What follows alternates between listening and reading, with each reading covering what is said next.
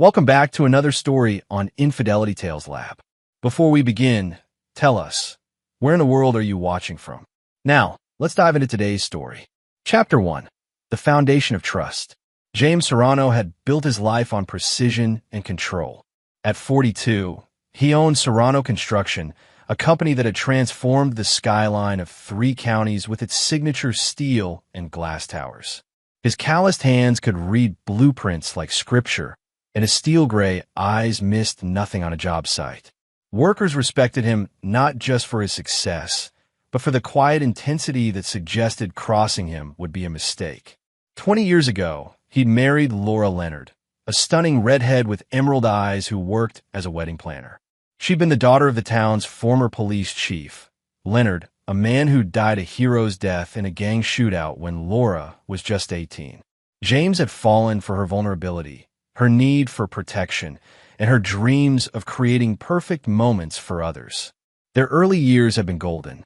James built their dream home on 10 acres outside town, a modern fortress with panoramic windows, a workshop larger than most houses, and a wine cellar that doubled as a safe room. Laura's business, Forever Moments, became the premier wedding planning service in the region. They seemed untouchable, but success breeds complacency, and complacency breeds blindness. The first crack appeared 6 months ago when James noticed Laura working later hours, taking calls in private, and being unusually protective of her phone. When he'd asked about it, she'd smiled that same radiant smile that had captured his heart and explained she was planning a celebrity wedding that required absolute discretion. "Trust me, honey," she'd said, running her fingers through his dark hair. "This contract will set us up for life." James had trusted her. Trust was the foundation of everything he'd built.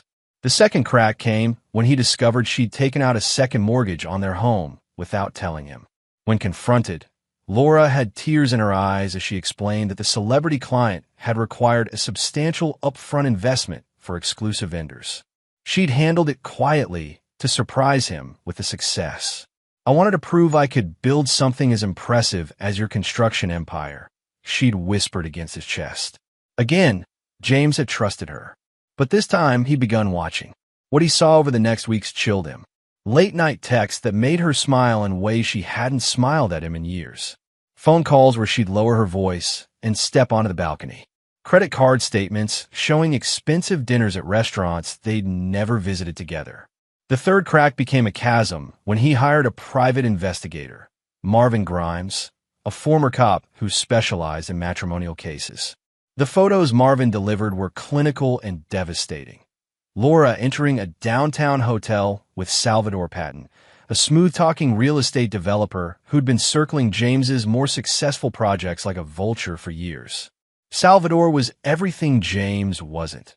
Flashy where James was solid, charming where James was direct, and apparently irresistible where James had become predictable.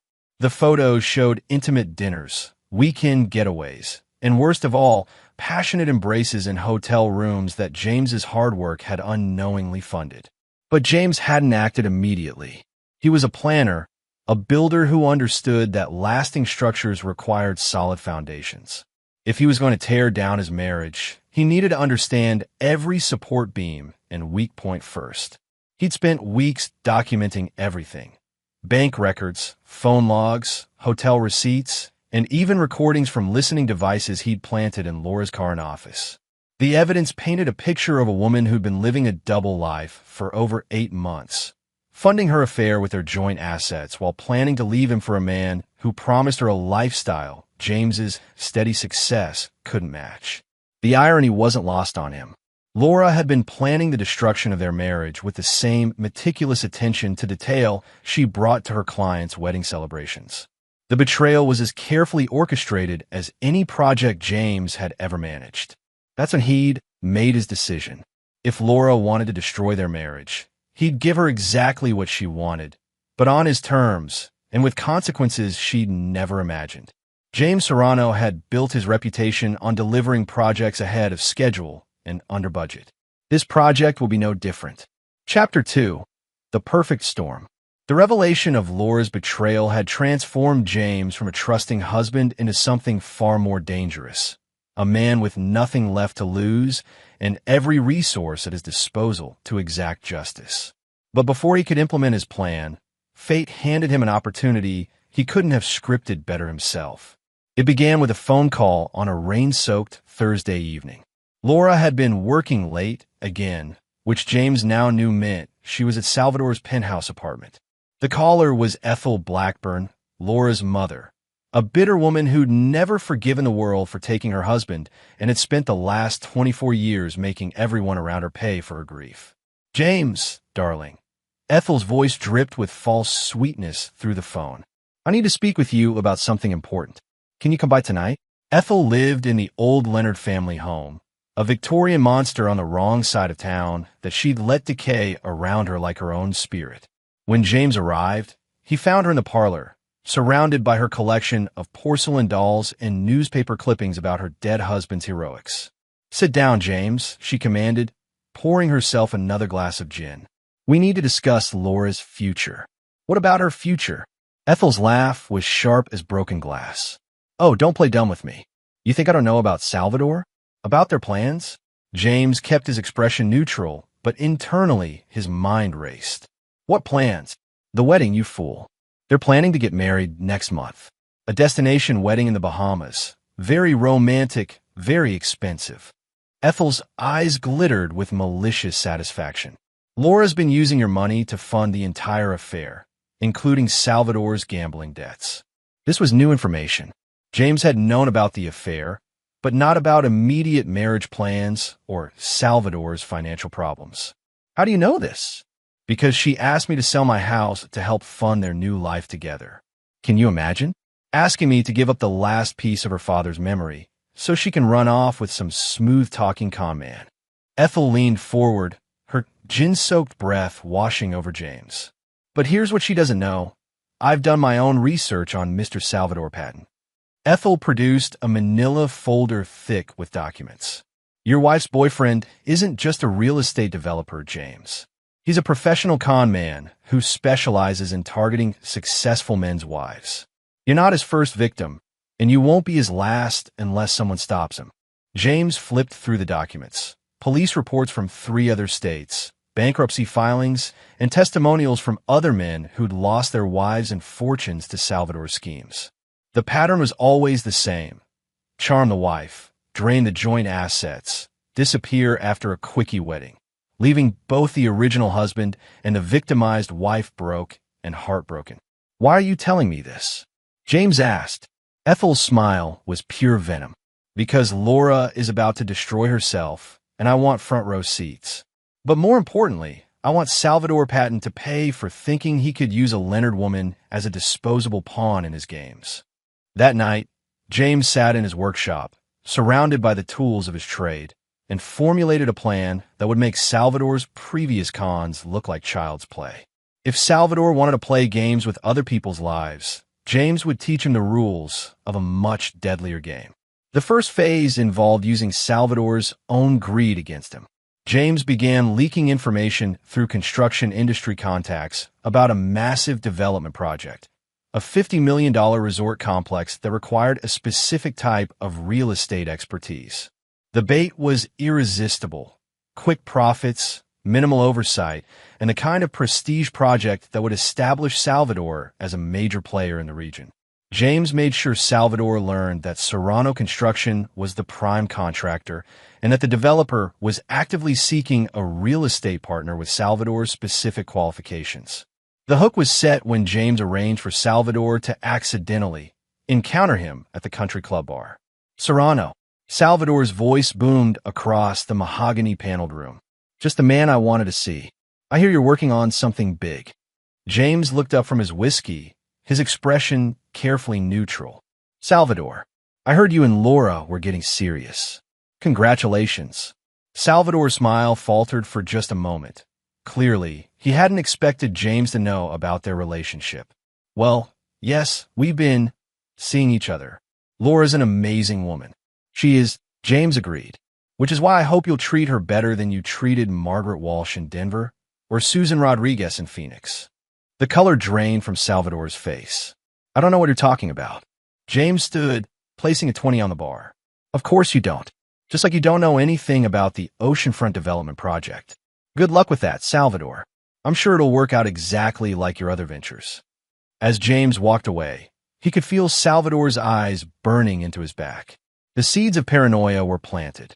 Now Salvador would spend sleepless nights wondering what James knew and what he was planning to do with that knowledge.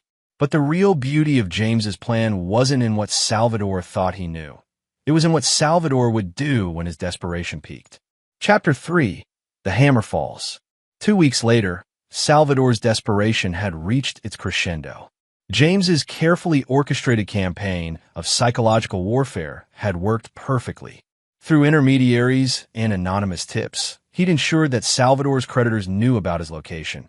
His gambling debts were called in early, and his few legitimate business deals began falling through due to routine background checks that revealed his previous schemes. Salvador was drowning, and Laura was his only lifeline to the money he needed to escape the closing net. But their planned wedding in the Bahamas required immediate access to substantial cash that was tied up in James's assets and couldn't be accessed without his cooperation or death. The plan Salvador and Laura hatched was desperate and sloppy, born from panic rather than careful consideration. They would stage a home invasion gone wrong, with Salvador playing the role of the hero who tried to save James but arrived too late. Laura would inherit everything. They'd liquidate the assets quickly and disappear to a non-extradition country before anyone could investigate too closely. What they didn't know was that James had anticipated this exact scenario. His home security system didn't just record video. It transmitted everything in real time to multiple secure servers. More importantly, he'd spent the last week preparing for their inevitable move. The attack came on a Saturday morning when Laura knew James would be alone in his workshop. She'd sent the housekeeping staff away early and made sure his usual Saturday golf game was canceled due to family obligations. Salvador entered through the side door that Laura had left unlocked, carrying a carpenter's hammer from James's own tool collection. James was ready. When Salvador crept into the workshop, he found James apparently absorbed in reviewing blueprints at his drafting table. Salvador raised the hammer, aiming for the killing blow that would solve all his problems. James moved at the last second. The hammer crashed into the drafting table instead of his skull, but Salvador's follow-up swing caught James across the temple, sending him sprawling to the concrete floor. Blood poured from the gash, and James's vision blurred as Salvador raised the hammer for another strike. "You should have just signed the papers when she asked," Salvador panted, his face twisted with desperate rage. "Should have made this easy." James rolled away from the next swing, his hand closing around a box cutter he'd strategically placed near the workbench.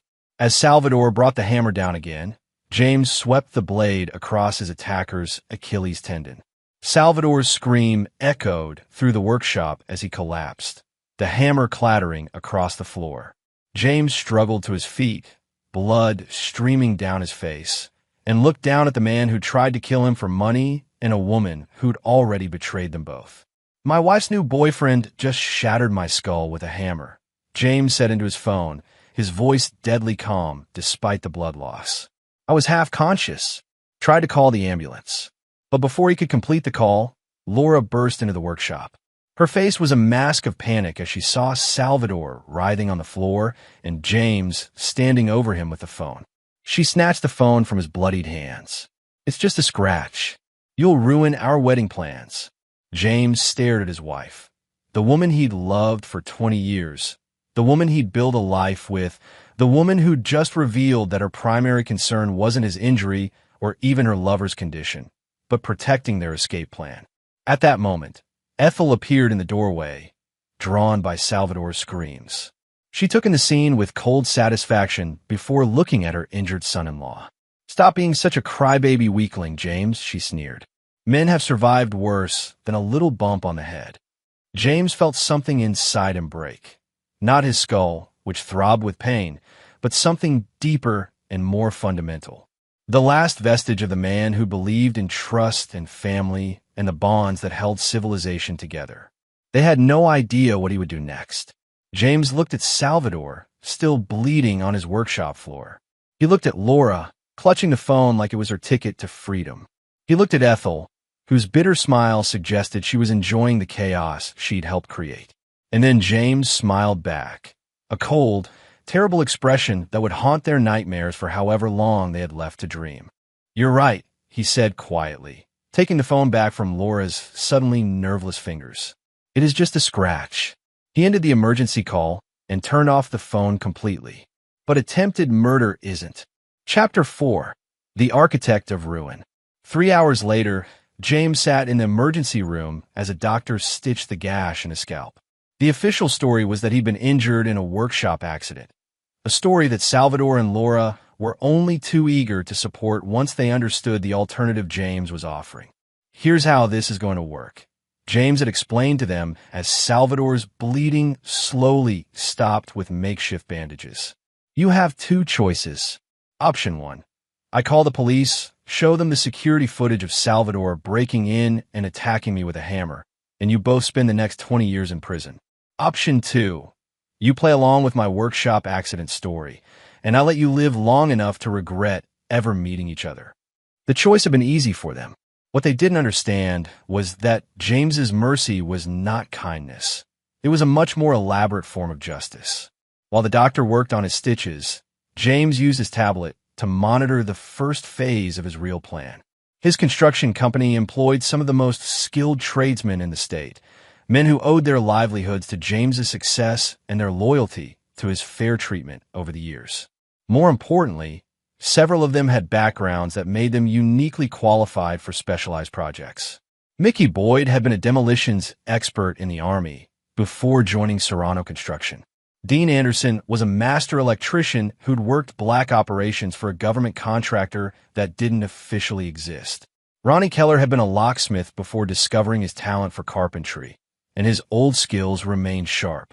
By the time James returned home that evening, his team had already begun their work.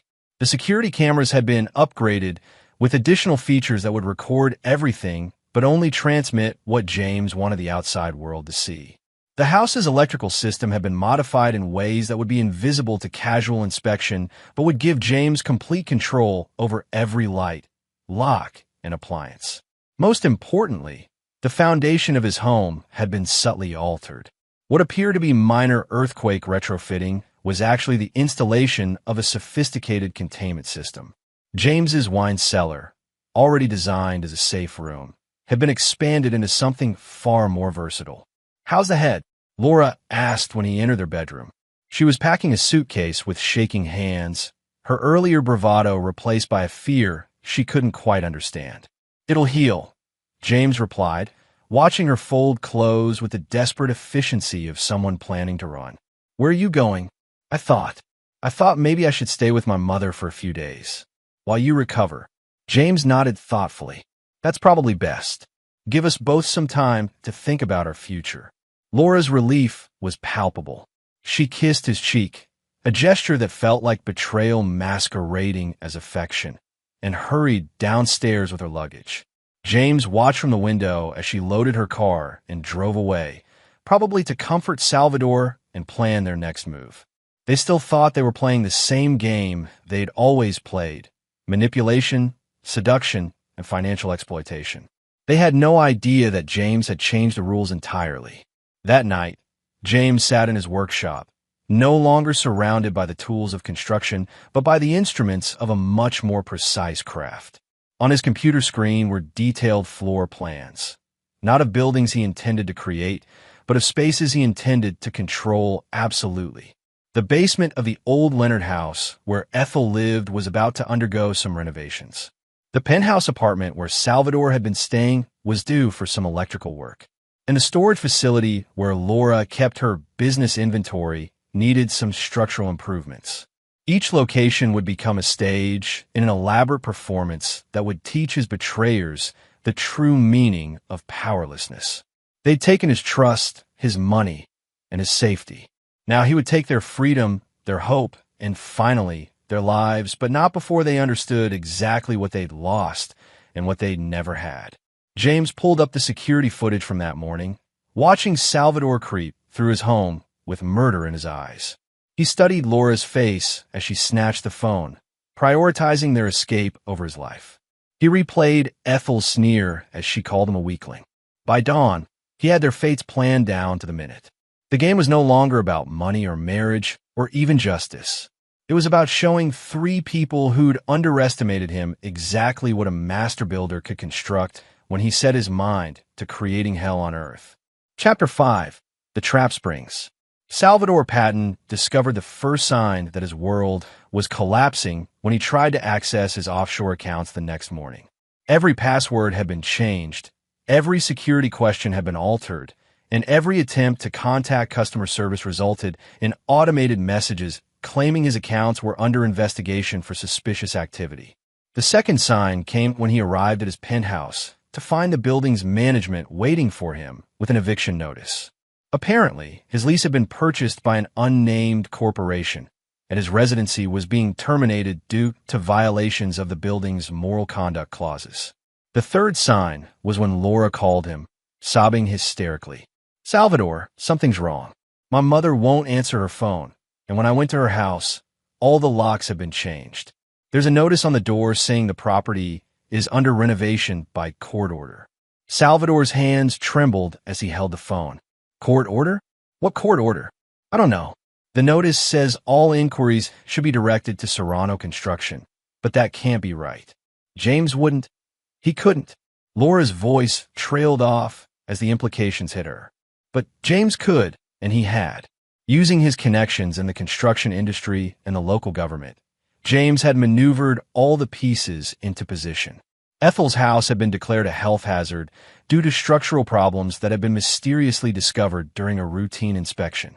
Salvador's building had been sold to a shell company that James controlled through a network of business partnerships.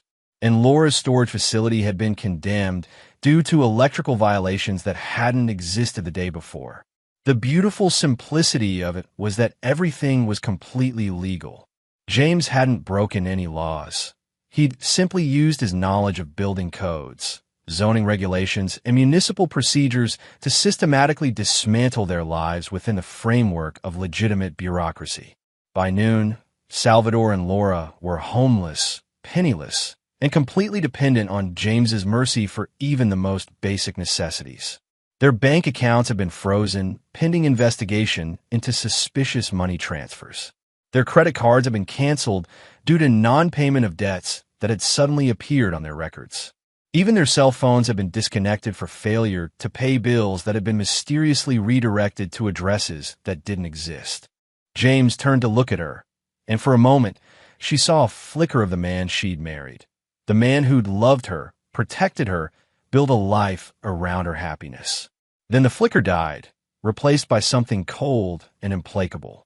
"Laura, 24 hours ago, you watched a man try to murder me with a hammer, and your primary concern was protecting your wedding plans. 8 hours ago, you were in a hotel room with that same man, planning how to liquidate my assets after my funeral. 2 hours ago, you called me crying for help with problems you created through your own betrayal." He walked back to his desk and pressed another button. The monitors shifted to show recorded conversations. Laura and Salvador planning the attack, discussing which assets would be easiest to convert to cash, even joking about how long they'd have to wait before it would be appropriate for the grieving widow to remarry. "This is who you are," James continued. "This is who you've always been. I just finally have clear vision." The trailer fell silent except for the hum of electronic equipment and the distant sound of construction machinery working through the night shift.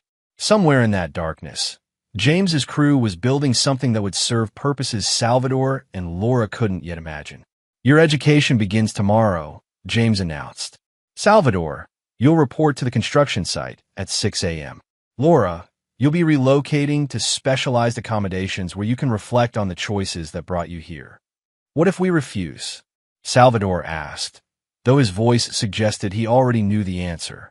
James gestured toward the monitor showing the men outside. "Then your education will be much shorter and considerably more painful."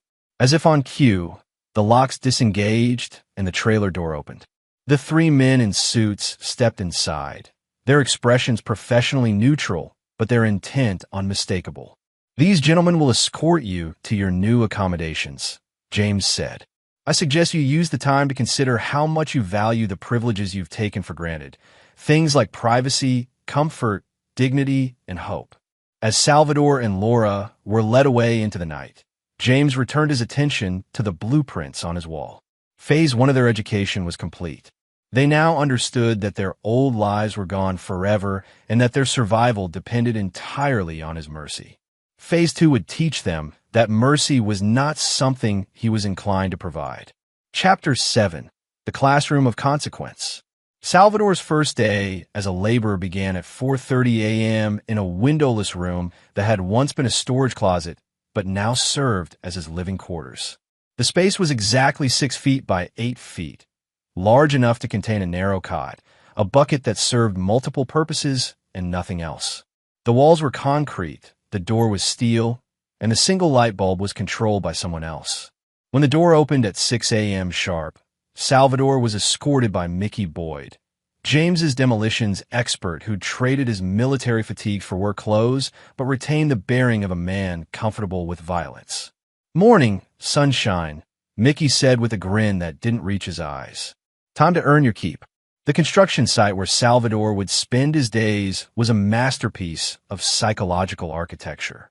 James had designed it to be simultaneously a legitimate renovation project and an elaborate torture device that left no marks but broke spirits with mechanical precision. Salvador's first task was simple. Move a pile of concrete blocks from one side of the site to the other, stack them precisely according to a diagram, then move them back when the specifications changed. The blocks weighed 50 pounds each, and there were 200 of them. The work had to be completed by lunch, or there would be no lunch. Meanwhile, 3 miles away, Laura was beginning her own education in a space that had once been the basement of her mother's house. James's renovation had transformed it into something that resembled a luxury hotel room. If luxury hotels were designed by people who understood that comfort could be a weapon more effective than pain. The room was beautiful. Hardwood floors, expensive furniture, ambient lighting, and a view through one-way glass that showed her the garden where she'd played as a child. Everything she needed was provided. Gourmet meals delivered through a slot, designer clothes in her exact size, even books and magazines for entertainment. The psychological torture was in the perfection itself. She was living in luxury while knowing that every comfort was a gift from the man she'd betrayed, provided at his whim and revocable at his pleasure.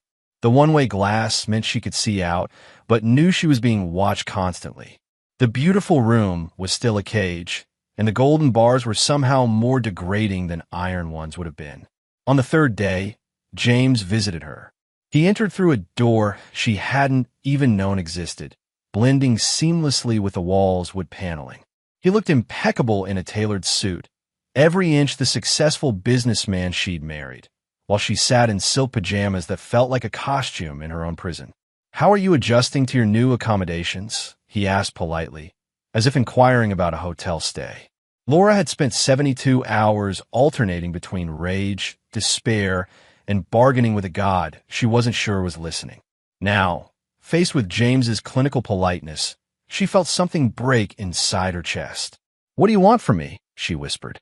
James sat down across from her in a chair that hadn't been there moments before, another reminder that he controlled every aspect of her environment. "I want you to understand what you did," he said simply.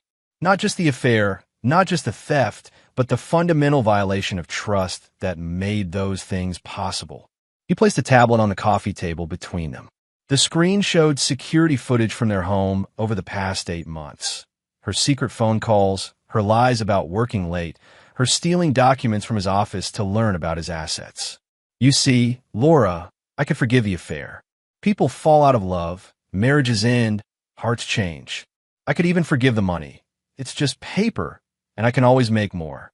The footage shifted to show her helping Salvador case their home, pointing out the location of safes, discussing James's routines, even suggesting the best time and method for the attack. "But this," James continued, his voice never rising above conversational level, "this is unforgivable. You didn't just stop loving me, Laura. You started planning my death." Laura tried to speak, but James held up a hand. "I'm not interested in excuses or explanations. I'm interested in education. Do you know what happened to your mother?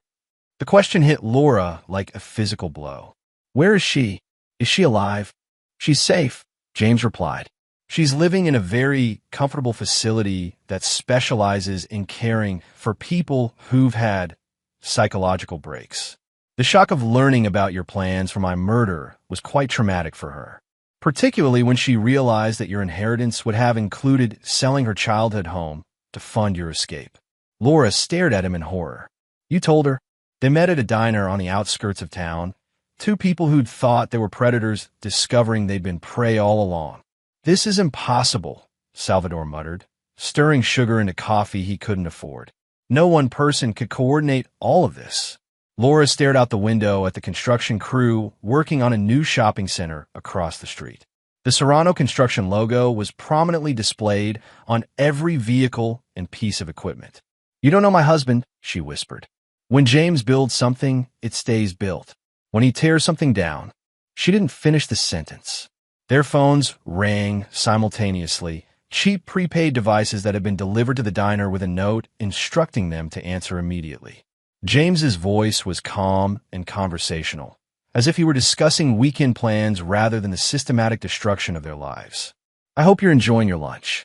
The coffee at Martha's Diner isn't great, but it's all you can afford now. I wanted to give you an update on your current situation. Salvador gripped the phone so tightly his knuckles went white. You son of a bitch, what have you done? I've given you exactly what you wanted, Salvador. Freedom from your previous obligations. Of course, freedom comes with certain costs, as you're discovering. James, Laura interrupted, her voice breaking. Please, we can work this out. We can fix this. James's laughter was soft and terrible. Fix what, Laura? Your affair? Your theft? Your attempt to have me murdered? Which part exactly do you think can be fixed? The silence stretched between them like a chasm. Here's what's going to happen, James continued. In 1 hour, you'll receive instructions on where to go. You'll follow those instructions exactly, or your current problems will seem like minor inconveniences compared to what comes next. Don't try to run. I own this town's infrastructure now, and there's nowhere you can hide that I won't find you. The line went dead. Salvador and Laura sat in stunned silence, the magnitude of their situation finally becoming clear. They'd thought they were executing a simple con, but they'd stumbled into a trap so elaborate and comprehensive that escape was impossible. 1 hour later, the instructions arrived, an address on the industrial side of town with a single line of additional text. Come alone, but come together. The education you've been lacking is about to begin. As they drove through the darkening streets toward an uncertain fate, neither Salvador nor Laura spoke. There was nothing left to say. They betrayed a man who built his life on precision and control, and now they were about to learn what happens when that precision and control are turned toward destruction. The address led them to a construction site surrounded by high fences and security cameras. The gate stood open, and floodlights illuminated a path leading to a trailer that served as the site office. They had no choice but to follow the path James had built for them, leading to a reckoning that would make their worst nightmares seem like pleasant dreams. Chapter 6. The Foundation of Fear. The construction trailer that Salvador and Laura entered was not what they expected. Instead of the typical chaos of a worksite office, they found themselves in a meticulously organized space that resembled a command center more than a temporary building. Multiple monitors displayed camera feeds from locations they recognized. Ethel's house, Salvador's former penthouse, Laura's business office, along with feeds from places they didn't recognize but suspected they would soon become familiar with. James sat behind a desk made from a massive slab of steel and concrete, a physical representation of the industry that had built his fortune and was now funding their destruction. His head wound was hidden beneath a dark bandage, but his gray eyes were clear and focused with an intensity that made both visitors instinctively step backward. Sit, he commanded, gesturing to two metal folding chairs positioned precisely 6 feet from his desk. When they hesitated, the lights in the trailer dimmed and the door locks engaged with an audible click. The message was clear. They would sit voluntarily, or they would be made to understand that their voluntary cooperation was the only illusion of control they had left. Let me explain your situation, James began, his voice carrying the same matter-of-fact tone he used when discussing construction schedules. Salvador, your gambling debts now total approximately $200,000, thanks to some recent investments I've made in your creditors' patience. The people you owe money to are no longer the civilized casino managers you're used to dealing with. They're considerably more direct in their collection methods. Salvador's face paled. You can't just. I can, and I have. James touched a button on his desk, and one of the monitors displayed a feed from outside the trailer. 3 large men in expensive suits stood next to a black sedan, clearly visible in the floodlights. They're waiting for my instructions. I can tell them you're not ready to discuss payment, or I can tell them you're ready to work off your debt in ways that don't require money. The threat hung in the air like smoke from a fire that had already consumed everything around it. James turned his attention to Laura. As for you, my dear wife, your situation is somewhat more complex. You see, when you forged my signature on those loan documents, you technically committed bank fraud. When you used our joint accounts to fund your affair, you committed theft. When you helped plan my murder, you became an accessory to attempted homicide. Laura's voice was barely a whisper. What do you want from us? James smiled, and the expression was more terrifying than any show of anger would have been. I want you to understand what you've lost. Both of you have spent your lives taking things that didn't belong to you. Money, trust, love, lives. You've never experienced being on the receiving end of that equation.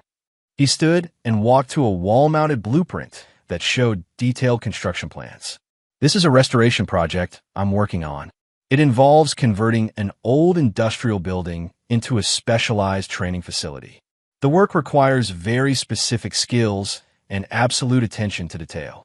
Salvador found his voice. What kind of training facility? The kind that teaches people the value of the things they've taken for granted. James traced a finger along the blueprint, following lines that showed a complex network of rooms, corridors, and what appear to be observation areas. You'll both be participating in this project, Salvador as a laborer, Laura as a subject study. The clinical detachment in his voice was more frightening than any emotional outburst could have been. James, please, Laura tried again. I know I made mistakes, but we can fix this. We can go back to the way things were. Laura looked up from the book she'd been pretending to read. A romance novel about true love conquering all obstacles, which James had selected with deliberate irony. The good news is that her psychological condition has stabilized. The bad news is that the stabilization involves a complete rejection of the daughter who betrayed everything she believed about family and love. He opened the folder and removed a single sheet of paper, a legal document written in formal language but clear in its intent. She's legally disowned you, Laura. Changed her will, revoked your power of attorney, and formally requested that you never contact her again. She's also provided testimony to the district attorney regarding your confession to her about planning my murder. Laura's hands shook as she read the document. Her mother's signature at the bottom was firm and clear, with none of the trembling uncertainty of age. This was a decision made with complete conviction. She wanted me to give you a message, James continued. She said to tell you that she raised a daughter to honor the Leonard family name. But that daughter died the day you chose money over marriage vows. The paper fell from Laura's nerveless fingers. Of course, James added, his tone becoming almost conversational, none of this has to be permanent. Family relationships can be rebuilt, trust can be restored, and people can find their way back to each other. Laura looked up with desperate hope. The process just requires complete honesty about past mistakes and genuine commitment to making amends. James's smile was gentle and terrible. Are you ready to begin that process, Laura? She nodded frantically, willing to agree to anything that might offer a path back to the life she destroyed. Excellent. We'll start tomorrow. As James left her alone with the ruins of her family relationships, Laura finally understood that her education was entering its final phase, the one where she would learn that some betrayals are too complete for forgiveness, and some bridges once burned, can never be rebuilt. Chapter 9. The Final Blueprint. 6 months later, James sat in his office overlooking the completed Riverside Rehabilitation Center, watching the sunrise paint the mountains in shades of gold and crimson. The facility was now operational, funded through a combination of government grants, private donations, and the liquidated assets of people who'd learned too late that actions have consequences. Salvador had become patient zero in the center's betrayal trauma treatment program. After 4 months of viewing testimonies from his victims, writing response letters, and participating in group therapy with other perpetrators, something fundamental had broken inside him. He now spent his days in productive catatonia, weaving baskets with mechanical precision while muttering apologies to people who weren't in the room. The psychiatrist called it a breakthrough. James called it justice. Salvador's gambling debts had been paid off through an innovative work release program that involved construction projects in countries that didn't ask many questions about worker safety or overtime regulations. He would never again have the opportunity to seduce vulnerable women or destroy trusting marriages, but he would live, in a manner of speaking, for many years to come. Laura's rehabilitation had taken a different path entirely. James entered her beautiful prison that morning to find her exactly where he'd left her the day before, sitting in the chair by the window, staring at the garden beyond the one-way glass with the hollow expression of someone who'd finally understood the magnitude of what they'd lost. "Good morning," James said, settling into his usual chair with the folder that contained her daily lesson. She didn't respond. She rarely spoke anymore. Not since the day 3 months ago when James had played her the recording of her mother's final message. The one where Ethel explained in precise, devastating detail why her daughter was dead to her and always would be. Today's lesson concerns the concept of redemption. James began, opening the folder to reveal photographs and documents. The question we're exploring is whether someone who's betrayed a sacred trust can ever truly make amends. The photographs showed scenes from the life Laura had destroyed, their wedding day, vacations they'd taken together, quiet moments of happiness captured when she'd still been capable of genuine emotion. Mixed among them were more recent images. James alone at charitable functions where they'd once appeared together, the empty space beside him in church where she used to sit, the dinner table set for one. "I've been giving this question considerable thought," James continued, "and I've reached some interesting conclusions." He placed a new document on the table between them, a death certificate bearing Laura's name and yesterday's date. According to the state records, Laura Leonard Serrano died in a single-car accident on Highway 15. The police report indicates she was driving erratically, possibly under the influence of grief over her husband's recent murder by her boyfriend. Very tragic, very final. Laura's eyes focused for the first time in weeks, staring at the certificate with growing horror. The woman sitting in this chair is now Alice Walton, a patient at our facility who suffered from severe dissociative identity disorder brought on by witnessing her husband's murder. She has no memory of her previous life, no family to claim her, and no legal identity beyond her patient records. James's voice remained calm and clinical as he explained the architecture of her new existence. Alice will live here for the rest of her natural life, receiving excellent care and treatment for her condition. She'll be comfortable, safe, and well-fed. She'll also be completely isolated from the outside world, with no visitors, no phone calls, and no mail except what the medical staff deems therapeutically appropriate. The beautiful room suddenly felt smaller, its luxury transformed into the appointments of a tomb. I showed her the recordings, the documents, the bank records. Your mother spent 24 years mourning a hero and dreaming of the day her daughter would find the kind of man worthy of the Leonard name. James's smile was sharp as winter sunlight. Learning that her daughter had become an accessory to murder was educational for her as well. The cruelty of it took Laura's breath away. James hadn't just imprisoned her. He destroyed her mother's faith in her, probably permanently. "You're a monster," she breathed. James considered this seriously. "Perhaps, but I'm a monster you created, Laura. Every lie you told, every dollar you stole, every moment you spent planning my death. You are building the man sitting across from you now." He stood to leave, then paused at the hidden door. "Salvador is learning about the value of honest work. Your mother is learning about the consequences of raising a child without moral boundaries. And you're learning about the luxury of safety and comfort, luxuries you were willing to take away from me permanently. The door sealed behind him, leaving Laura alone with the tablet and the footage of her own betrayal playing on an endless loop. Outside, James walked through the night air toward the construction site, where Salvador was discovering that 12-hour days of backbreaking labor were easier to endure than 12-hour nights of sleepless anticipation for the next day's suffering. The education of his betrayers was proceeding exactly according to plan. Chapter 8. The Weight of Revelation. 2 weeks into their re-education, Salvador had lost 15 pounds and developed calluses that would never fully heal, while Laura had gained a thorough understanding of how quickly luxury could become torture when seasoned with helplessness. But James's true lesson was just beginning. On a Tuesday morning that started like all the others, Salvador was midway through his daily task, digging foundation trenches with hand tools because the mechanical equipment was mysteriously always broken, when Mickey Boyd approached with an unusually grim expression.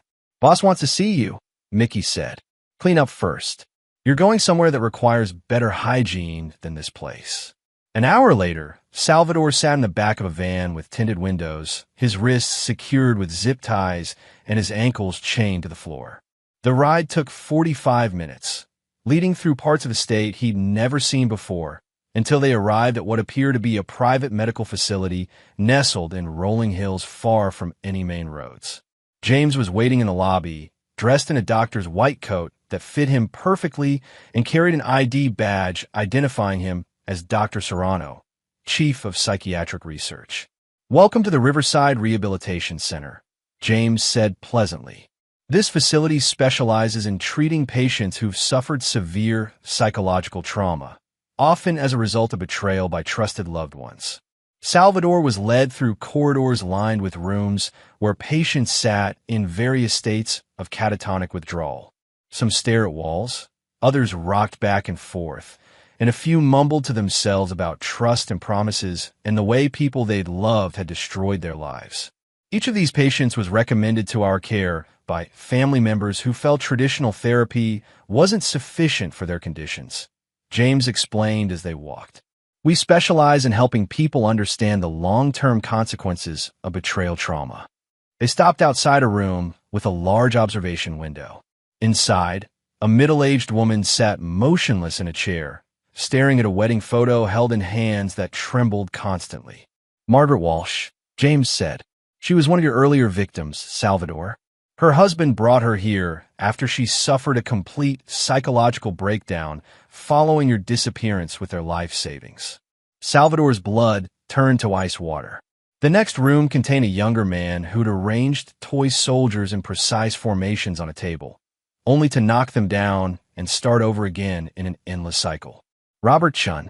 His wife followed your playbook exactly.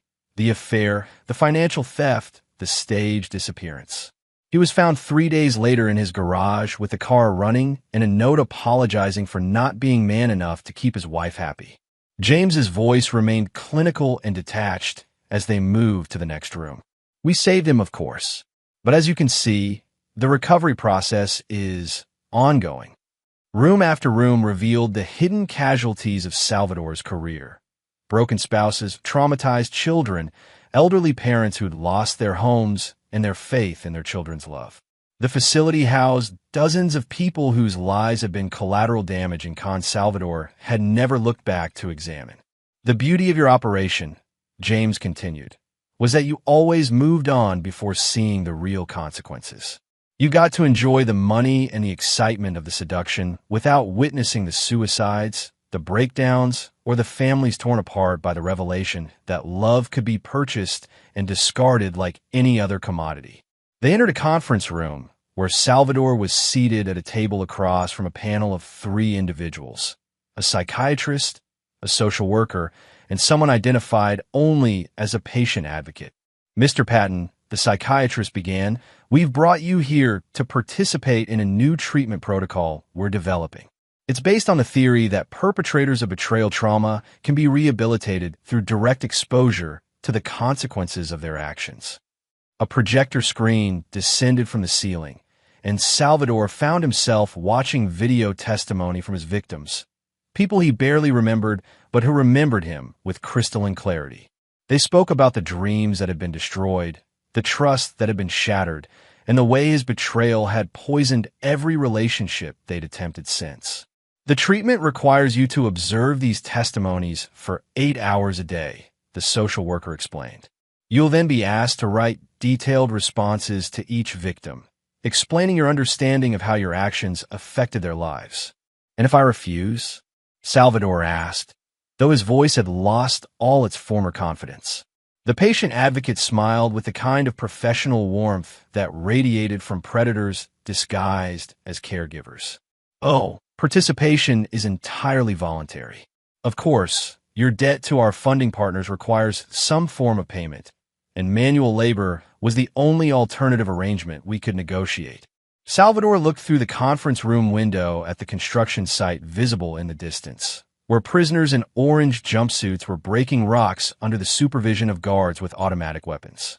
I understand, he whispered. While Salvador was discovering the true cost of his career choices, Laura was receiving a visitor of her own. James entered her beautiful prison, carrying a manila folder and wearing an expression that somehow managed to be both sympathetic and merciless.